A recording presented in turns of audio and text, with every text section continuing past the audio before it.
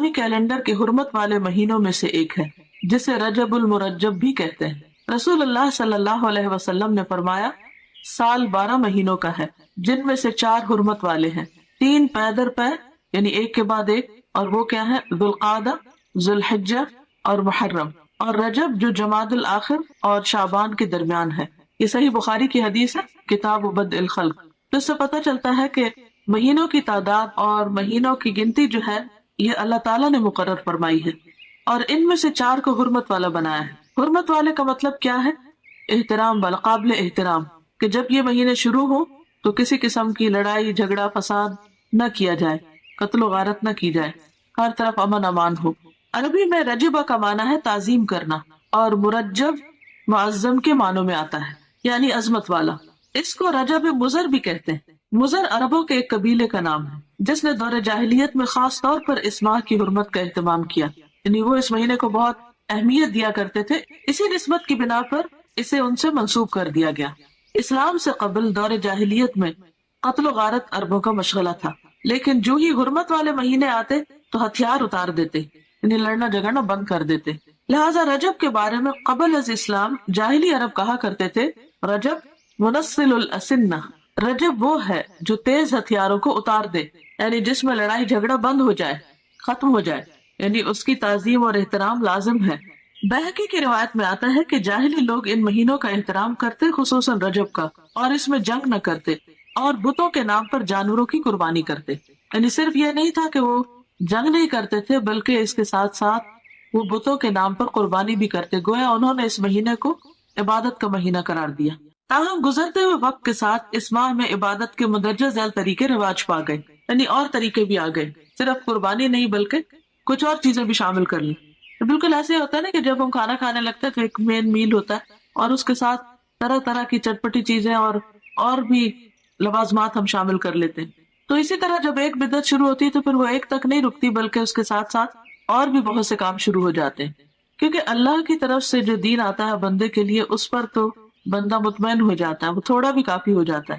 لیکن جب انسان خود سے کوئی دین ایجاد کرنے لگتا ہے اور پھر ہر شخص دین کو اپنے ہاتھ میں لے لیتا ہے تو پھر اس کی کوئی حد نہیں ہوتی، آپ کہیں پر سٹاپ نہیں لگا سکتے۔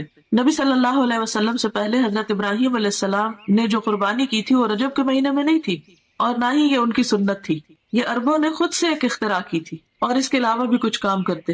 اور پھر نہ صرف یہ کہ دور جاہلیت میں بلکہ دور اسلام کے بعد بھی جب دین کی تعلیمات آہستہ آہستہ لوگوں کے اندر سے کم ہونا شروع ہوئی اور بہت سی بدعات نے رواج پا لیا، تو پھر مسلمان ہوتے ہوئے بھی لوگ اس مہینے کو بہت معزز اور محترم قرار دیتے، اور اس میں عبادت کے خود ساختہ طریقے انہوں نے رائج کر دیے جو کہ اصل سنت سے ثابت نہیں۔ وہ کیا تھے طریقے؟ پہلی چیز تو قربانی کا اہتمام۔ اس ماہ میں کچھ لوگ قربانی کرتے ہیں جو کہ دور جاہلیت کی رسم ہے۔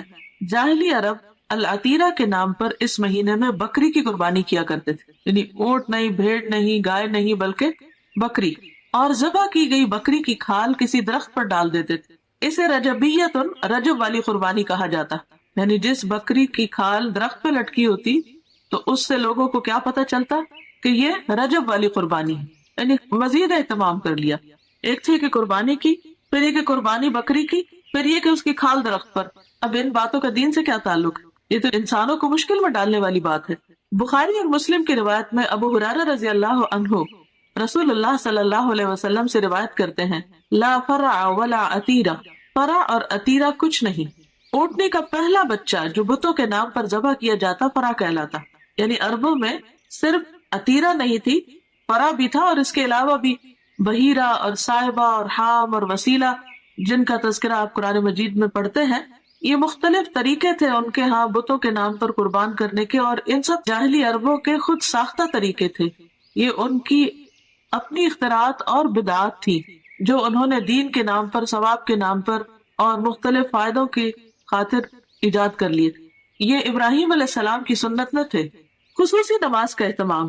بعض لوگ اس ماہ میں خصوصی نماز صلاۃ الرغائب پڑھتے ہیں۔ رجب کے پہلے جمعہ کی رات کو 12 رکعات 6 سلام سے پڑھی جاتی، جس میں سورۃ اخلاص کے بعد ہر رکعت میں 3 مرتبہ سورۃ القدر پڑھی جاتی ہے۔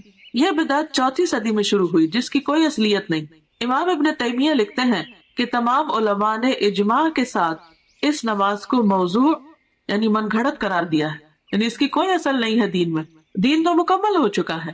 نبی صلی اللہ علیہ وسلم ہر روز تہجد کی نماز پڑھا کرتے تھے، اور اس میں کبھی بھی یہ نہیں ملتا کہ آپ نے کوئی مخصوص صورت ہی پڑھی ہو اور پھر اس میں یہ کہ ہر رکعت میں وہ صورت 3 بار پڑھی ہو، جیسے یہاں پر انہوں نے سورۃ اخلاص اور اس کے بعد ہر رکعت میں 3 مرتبہ سورۃ القدر پڑھنے کا لکھا ہے، اور کئی لوگ بڑی پابندی کے ساتھ اس کو پڑھتے بھی ہیں، اور پھر اس کے ساتھ بہت سی من گھڑت قسم کی فضیلتیں اور فائدے بھی منسوب کر دیے گئے ہیں۔ تو اسلام میں اس کی کوئی حقیقت نہیں۔